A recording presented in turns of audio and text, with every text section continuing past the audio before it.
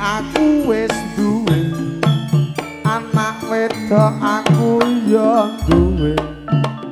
saiki tak sekolahke besok yen gedhe aja dadi MC nyonya wong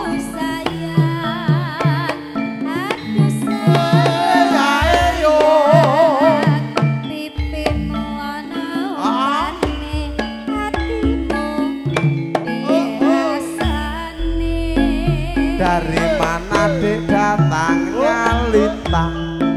dari sawah turun ke kali dari mana dek datangnya cinta dari mata terus ke PI